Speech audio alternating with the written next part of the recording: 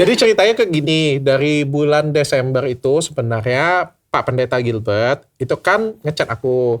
Dia bilang untuk memberikan motivasi dengan anak muda di gereja.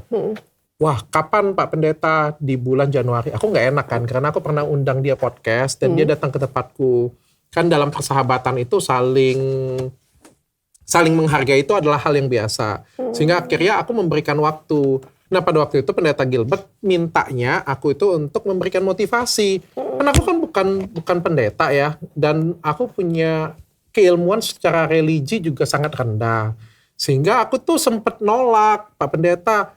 Gak salah nih manggil aku. Tapi katanya itu untuk memberikan nasihat. Karena anak-anak Gen Z itu gak semangat. Terus kena marah sedikit berhenti. Gak tangguh lah. Dan dia melihat sosok Dr. Richard ini kan adalah sosok yang tangguh. Yang jatuh bangun, tapi tetap secara usaha, secara bisnis tetap baik. Nah tolong berikan pandangan dan berikan motivasi untuk mereka. Sehingga aku mau hadir di situ pada waktu itu. Dan aku tuh gak tahu bahwa di situ tuh bentuknya adalah kebaktian. Jadi aku datang ya aku sangka perkumpulan anak-anak muda gereja, terus ya kita talk show kayak gitu kan. Ternyata pada waktu itu dibungkus dalam bentuk ibadah. Ya udah sebagai pribadi profesional ya aku tetap kasih tahu aja motivasi. Cuma sampai di situ aja sih sebenarnya.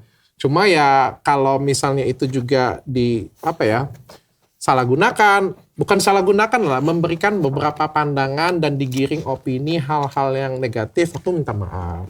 Tapi tujuanku adalah memberikan motivasi untuk anak-anak muda di luar sana, mau apapun itu, karena di luar dari gereja juga aku sering, kemarin kita di pesantren kan, pernah juga kan, di pesantren juga pernah, bahkan aku ngomong dengan Pak Ustadz aku nggak punya ilmu apa-apa, aku nggak, ya kasar ngomongnya mereka tuh pasti lebih religius dari aku, pasti lebih jago dan mereka tuh lebih baik dari aku. Tapi mungkin karena secara bisnis aku lebih sukses.